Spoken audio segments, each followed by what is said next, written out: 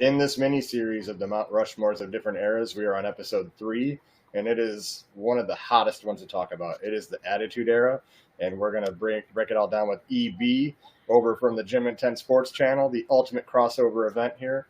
So stick around, buckle up. This is Triple Threat Wrestling.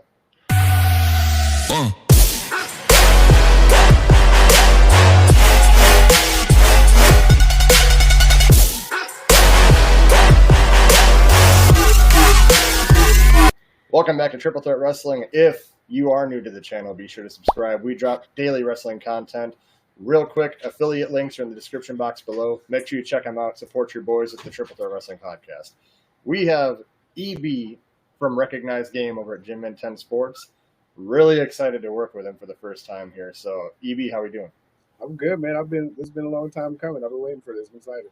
I know it's been a minute here. So, MVP, you excited to break down some Attitude Era? Yeah. All right. I want to see some attitude with it, though. I want to see a little bit of attitude there. So, no, I'm not. All right. Well, anyway, you know what? Special guest goes first. I'm going to let you go first. Who is your number one on your Mount Rushmore of the Attitude Era? So my number one, like my first overall, or just the first one I'm putting out?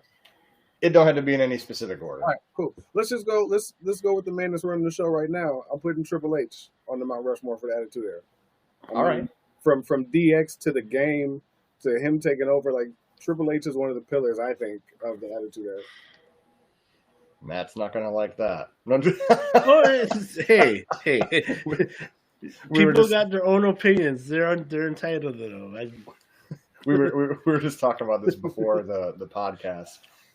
So that'll bring me to number one. I'm going Triple H too, not in any specific order, right? But I was gonna tell Matt, like, you know, we're looking at the D-Generation X, we're looking at the Game, and a lot of people say he got where he was because he was with Stephanie, but I mean, when he did get a chance to break it through, one of them. Yeah, when he got a chance to break through and show what he can do character-wise, I mean, come on, he's the Game. Like, he's me there the whole time, you know, like, and I mean, come on, do you want me to do it right now? You want me to spit the water on the ceiling? Man, I'll spit water all over this damn microphone.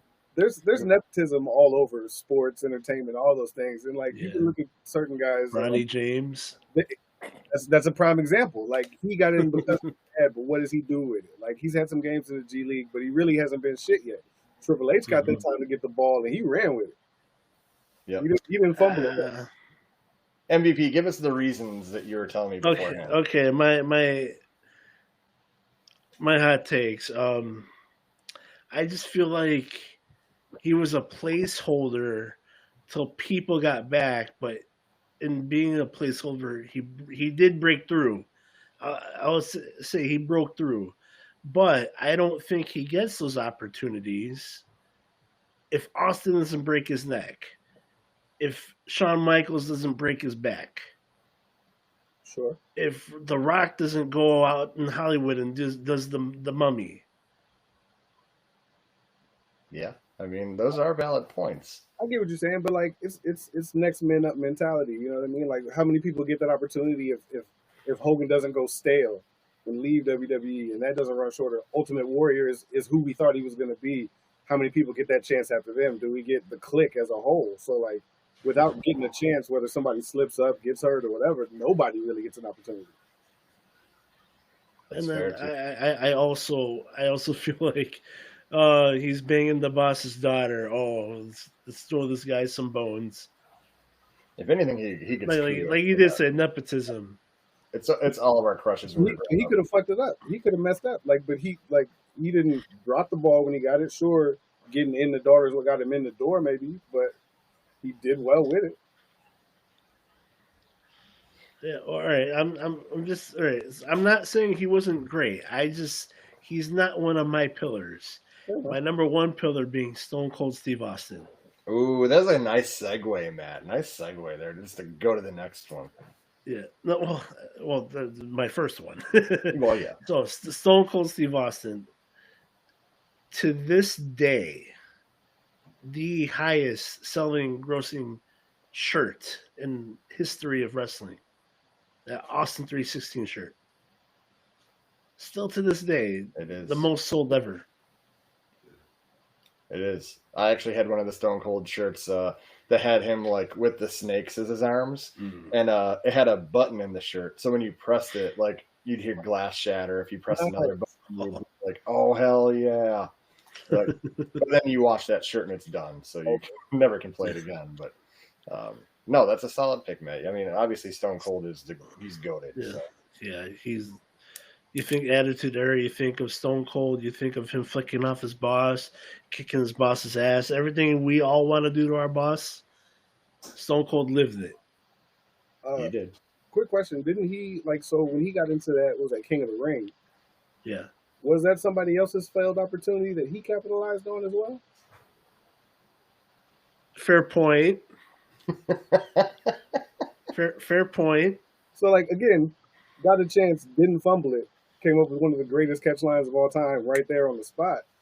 But you look at Triple H too. I don't want to keep leaning on it, but it was an opportunity given that was taken advantage of. I have Stone Cold on my list as well. I'll make that my second one. But we got to keep the same energy. You know what I mean? Oh yeah, no. Before we go to pick number 2 and start the second round here, we just talked about how Austin had one of the best-selling T-shirts of all time. Let's talk about T-shirts for a minute. Pimp your brand there behind you, EB. We got some nice T-shirts here. All right. Well, let's start off with I got this Mamba Combat series, so we're taking mixing Mortal Kombat and basketball players and kind of making them playable video game type characters. So the first one in that collection, and shout out to my man Will Walker out of South Carolina, he's the artist I've been working with on these, is the Wardell, which is our Steph Curry character. Yeah, the Mamba Combat logo up there and everything. Got the meters on there. It's a sharpshooter, handles, and his taunt. You have to go to sleep on there. Yep. Hashtag CM Punk. For sure. And then this one was the latest edition, is the Le King, the LeBron James version. Yeah, toilet that's paper. Good too. He said toilet paper. I'm just kidding. And then I actually got 2 more of those that are coming out soon. I was just talking with Will. We're doing Caitlin Clark and Luka Doncic to be the next 2. Ooh. And then my hip hop heroes. This is one of my favorites. That's one of my favorite shirts. Red Bull and Wolverine, Red Man and Method Man as Deadpool. Oh, nice. One of my favorites by far. I'm gonna mess around and give me one of them. Let me know, man. I got him here. This one was my guy, Aaron Rickaby. He's actually out at Des Moines here. He's a tattoo artist. Super talented cat. Did that. He actually drew that one by hand. He was really excited. We were going to release it because my birthday is 4/20. So last year on 4/20, we were going to release the Red and Meth. We didn't have it done in time, but he did a hell of a job on it. Yeah, that's awesome. So tell people where to find your shirts. How can they buy them? Where do they go? You can find me right on Whatnot. It's in my _bag 2023, just like it is on all my social medias, Instagram, TikTok, Whatnot. If you hit the code, you go to Gym at 10, you'll see it under our shows or on my social medias. There's an invite code to Whatnot that'll get you $15 off your first purchase. So tap in with your boy. Yeah, that's awesome. And again, so one of the other channels I started, Gym at 10 Sports, I've entrusted the content to some great content creators, and we got EB and his brother CB DeBully doing Recognized Game. Make sure you go check out this channel. That is one of the best sports episodes you're going to watch because they break down everything. So go check it out. The link is also in the description box below. So had to give you some flowers here before we move on. So, but now we got to come back to the Mount Rushmore. Who's your number 2? Number 2, I'm gonna go just like MVP said, Stone Cold from Boston, man. Like, if not the best, he's 1A, 1B. Stone Cold kind of speaks for himself, just like you said, with the merchandise, with the beer, with being able to flip off your boss and coming back from an injury like that. Stone Cold, even to this day, is still one of my favorites in the WWE universe. Yeah, the crowd pops a lot when he comes back. Every single time. That glass break is going down. I would give you more information on why he should be up there, but I'll save it for my number 2 pick because it's also Stone Cold Steve Austin. So, obviously he's goated. If you're thinking Attitude Era, it's Stone Cold Steve Austin. Close second with some others, but you just can't beat the catchphrases. You can't beat the T-shirts. And to the fact that we're at almost WrestleMania 41 and the crowd still gives people the what treatment? Like, bro, like that is he has forever impacted wrestling. When he's Yeah. dead long from now, and he's gone for long, wrestling fans are still going to give people the what treatment. They're still going to be popping for a glass shatter. Like, he impacted wrestling forever. Absolutely. You know, and it all started with one little promo with the King of the Ring, like we were talking about a little bit ago. So, if you don't got Stone Cold Steve Austin on your Mount Rushmore, you're wrong. Let me get a hell yeah. Absolutely. Yeah. And he was a beast on Hot Ones too. Oh yeah. Didn't even Yeah, he was. Nope, did not flinch. She's like, this is good. Yeah, right. Oh, this one's hot. Just kept pushing. Yeah, this is hot. Yeah, no, for sure. So, MVP. My number 2, The Rock. Can't go wrong. Definitely not the first to cross over into mainstream like Hollywood, but he did it the best. No question. And just everything he's done in the WWE helped him obviously develop skills needed to do that, to do everything one take. But, there's no Attitude Era without The Rock. So you have Stone Cold. You needed somebody who was at his level or above to kind of counteract him, and you have that with The Rock. Main evented 2 WrestleManias in the Attitude Era. Yeah. More than that, right? They ended up main eventing 3 together. Yeah. But that one happened later. Trickled into the other era, yeah. Yeah. But yeah, my number 2 is The Rock. I can dig it. Absolutely. I can smell what you're cooking. Oh, there you go. EB, we're coming around for number 3. I mean, let's just make it easy again. Dwayne The Rock Johnson, from the Nation to when he finally got to break out on his own, and like when he really got going. We talk about catchphrases and merchandise. Yeah. There's a whole show built off a Rock catchphrase. I don't know if anybody's seen SmackDown, but about to be on his 1,000th episode. And there's The Rock's influence right there. I mean, you can speak to him in the ring, outside of the ring. I hear they're making another Mummy movie, which is ridiculous, but I mean, whatever. But probably my favorite of all time is The Rock. So The Rock definitely goes on my Mount Rushmore. You know, and it's mainstream media, right? I mean, in Kendrick's one of his diss tracks to Drake, he says jabroni, right? There's a Rock thing. Like, I mean, so quotable. I mean, so I dig it. MVP, who is your number 2 pick? The Rock? It doesn't matter who it was, because my number 3 is also The Rock. So I had to throw a quote in there. But I mean, come on, dude. The Rock is The Rock. I mean, promo skills, 10 out of 10. Goated. Some of the best promos of the Attitude Era is from The Rock. And like you guys said, like, he's really good at changing his character. So when Rocky Maivia wasn't hitting, he joined the Nation. He told them, let me be heel. I will be a heel. I will get it over. And he did. And then look what happened when he came back. You know, all these times he comes back and it's like happy-go-lucky Rock. You have to be in this storyline with Cody. So what do? You make the final boss. And that created a whole other character that I didn't even know I was going to love. I love it. And then they mess it up. Don't even get me started. I released a new video on TikTok for those of you watching, and I kind of had some gripes and concerns about the whole Triple H era right now. And make sure you check it out. Yeah. So, I mean, The Rock is right up there with Stone Cold. Like, if I had to pick one or the other, it's a very difficult choice. For sure. Very difficult choice. So, that'll be my number 3. And I'll send it over to MVP for his number 3. My number 3 is The Undertaker. There you go. Now you have you're trying to build more character-based wrestlers in an era that's that it kind of needed it. So you have a dead man. And he was great. Big man, told very compelling stories with his manager, Paul Bearer.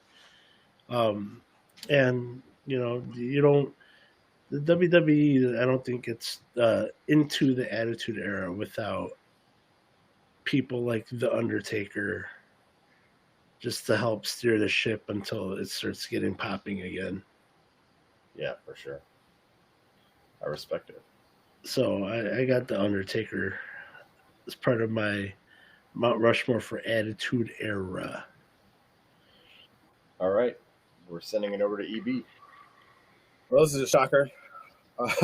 My fourth and final member of my Mount Rushmore for the Attitude Era is the Dead Man.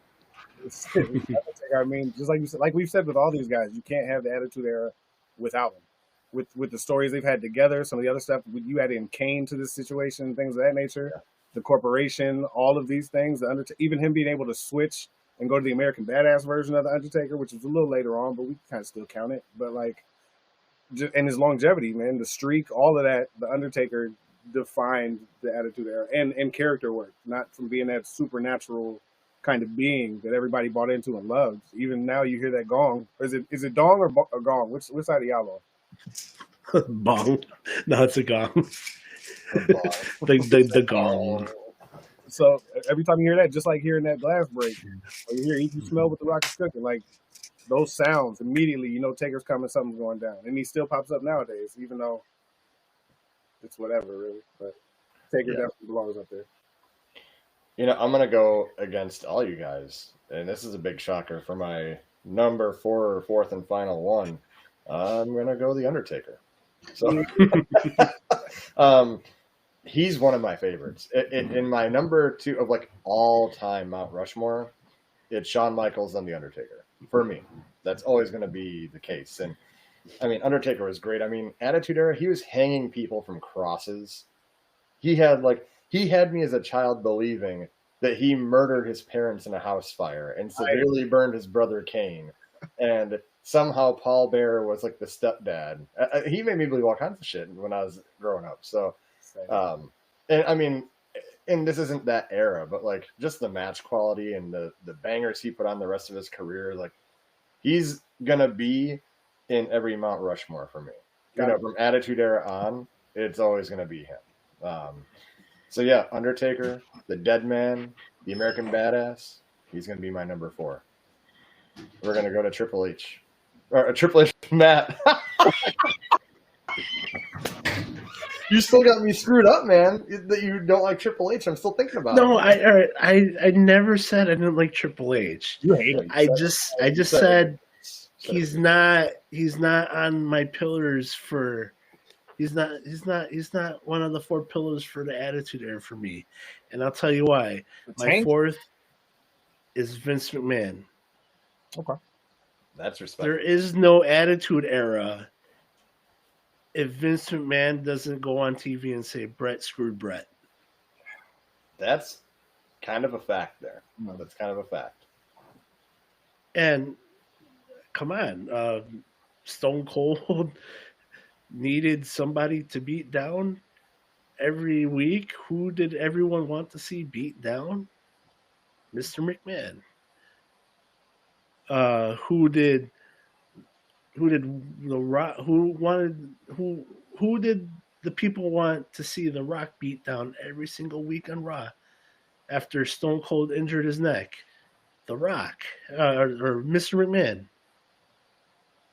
And Triple H being the villain of the Attitude Era, I feel, who did they not want to see him team up with? Mr. McMahon. McMahon, yeah. Fair. So my number 4 is Mr. McMahon. You know, I was prepared to hate your answer, but you sold me. Like that's a hell of an answer. Like I didn't even think of Mr. McMahon, but like he was a hell of a character through that era. He's a character that truly kept kayfabe alive because he was an asshole outside of the ring too. Yeah. Oh yeah. He might still be kayfabe alive. Like yeah. So I'm gonna throw you guys here for a loop. I didn't tell you guys we're gonna do this, but just like I do with wrestling from the 313, and I try to pay homage to him. I got to pay homage to Recognize Game here. So this week in wrestling, for the last part of the show, who's holding that L, EB? This week, I think right now, because this has been such a lackluster build so far to WrestleMania, I'd say the fans, because there's just so many swings and misses. Like, I expected there to be so much more going on with the New Day right now. I expected about Jay going for the title. Like, there was so much. I thought we'd have something with The Rock, who's now mad that people said he wouldn't be there, but that's his own damn fault. But like, yeah. Outside of like John Cena and like CM Punk, Seth Rollins, Roman Reigns ish type of things, they're just kind of dropping the ball. Really, like it's hard to get excited, even on the way to Elimination Chamber. But I'd say right now the fans are taking the L, man. Like you said in your video, a lot of us were hyped up for this Triple H era, and it started off with a bang. But outside of like Hell in a Cell with Drew and CM Punk and little spots here and there that just kind of all the little bloodline things we've got that have been super exciting, there's been nothing. Like the Money in the Banks have been lackluster. Outside, I like Tiffany finally cashing in, which was great. I'm excited for hopefully it's her and Charlotte. But right now, I'd say the build and the fans on the way to WrestleMania are taking the L. All right. Matt, if you're not familiar with Recognize Game, someone's got to hold that L every single week. So who's taking the loss this week? Who's holding that L? This week. This week strictly? Yeah.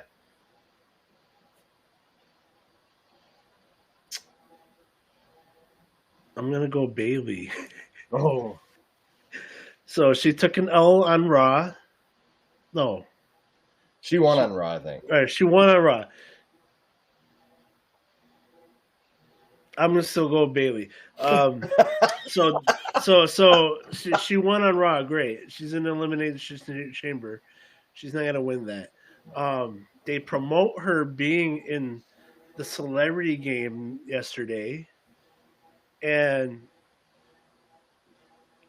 she didn't do anything in that game. She got a couple minutes. She got a couple minutes, but I saw her maybe get 2 rebounds, and she went like 0 for 2. Like Barry Bonds and Jerry Rice as the coach was weird, even though it was like Bay Area. That whole thing was weird. Yeah. And then tonight on NXT, she took the L against in that Fatal 4-Way for the women's title. Yeah. So I'd say overall, her week this week in wrestling, she takes the L. Fair enough. Love her, but she gets the L. Well, as much as I just talked about how much I love Triple H, Paul Levesque is holding the L this week because on Raw, you had your mid-card Intercontinental Champion lose in an Elimination Chamber contender match. And you're supposed to be building these mid-card titles up. And I said, okay, it's Bailey. I understand why she probably won, but you shouldn't have really done that to your mid-card champion. And I said, it can't get worse from here until SmackDown, when your other women's mid-card champion, Chelsea Green, loses clean in a Elimination Chamber contender match. There's no respect for these titles already, and that's why Paul Levesque has to I would not have just omitted them from those matches entirely. Correct. They don't need to be in there. Watch my video, MVP. Yeah. I don't know if you've seen it yet. I break that down, but I agree with that. Like, I think like if it wouldn't have been just us, the mid card as a whole, because outside of Braun Breaker, like where's Shinsuke? Mm-hmm. The women's mid card's been a joke. We haven't even really seen the titles defended, except for maybe Michin. Mm-hmm. You know what I mean? So like that was supposed to give more people things to do and make these seem important, and it's just again falling flat. Yep. And that's part one of my plan for the end of this episode. We also have to do a bully of the week. Did I do it right? EB, who's the bully this week? Who had a great week? You know, until he takes a definite L, Jacob Fatu. Like, just kind of fumbling back and forth with this, but they need to, like you said in your video, they need to strike while the iron's hot with this one, because it doesn't get hotter than that Fatu chant. You know what I mean? And since he came in, it's been dub after dub after dub. His only loss I talked about on Recognized Game was a dark match against Cody. In singles, at least, singles competition. So, like, if they can capitalize on what he's been able to do just in this short amount of time, we got WrestleManias for years set up off of some of these just stare downs. So Jacob Fatu, until you can tell me and show me an L he takes, he's taking another dub. I'm going to do my next one. The bully of the week is also Jacob Fatu. I had it in my head all day that I was going to bring that up. And, I mean, you got to strike while the iron's hot. I said in my video, the fans are chanting for him. And I don't want him to win a Royal Rumble in 2 years and we don't give a shit anymore. Right. And then they shove him down our throat. He's good in the ring. Roman Reigns. He's a monster. Put him up right now. Give him a mid-card title, a United States Championship run. Shinsuke and LA Knight can only fight each other so many times for it. So give Jacob some respect right now. He's doing good. I mean, I love him. What if they skip that, though? And, like, what do you think about Jacob Fatu Money in the Bank winning? I like it. I do like it. I think he would cause a lot of destruction in that match, too. He would F some people up. And, you know, I like it. All I could say is, you know, do I think that he needs to do more and win something like that? Yeah. So, MVP, who's your bully of the week? Okay, I'm gonna rewind back. I changed my answer for the L. Bailey, you're good.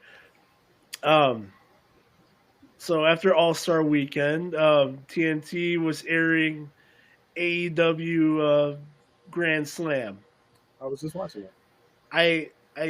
The L goes to AEW, not for having Grand Slams so late, but if you noticed, their ring was so small. They had like a 10 by 10 ring. It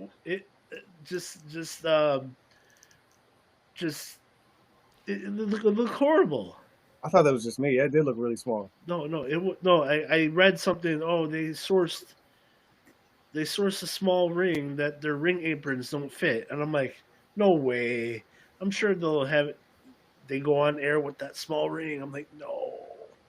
The presentation was bad. It was bad. Yeah, AEW and Tony Khan take the L.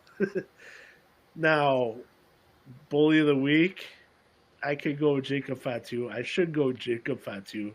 He is the bully. Just to keep from the monotony of things, my bully of the week is... I like it. Okay, Kevin Owens. He after Raw, CM Punk and Sami Zayn have a banger of a match. He just tosses. That was last week, wasn't it? Yeah. We'll work on your bully of the week skills. Don't worry. No. I still say it's Kevin Owens because that the story that that they're bringing with Sami Zayn, and obviously it's gonna turn into a WrestleMania match. That would be a great one. I think it would be for obvious reasons, but yeah, just so I guess my bully is a week late. I'm still going Kevin Owens. He had that car promo this week that was solid though. Was that this week? Yes, absolutely. Really good promo. You want to talk about like promo work? Kevin Owens, and a lot of people are in their bag right now with that. Yep. And then he just signed. He's just extended with WWE, which I'm happy to see that he's not going to AEW. So happy. Yeah. The thing is with WWE, right now there's only like a very few select good things going on, and Kevin Owens is at the top of that because this is a good heel story that like everything is misinterpreted. Like he's attacking Sammy because you didn't get my back as your friend in that match. It isn't that like, oh, you just do like the storytelling's so great, and then it's like Cody and Kevin, I would take a bullet for those guys. They backstabbed me. Like, you guys think I'm the villain. I'm not. They screwed me.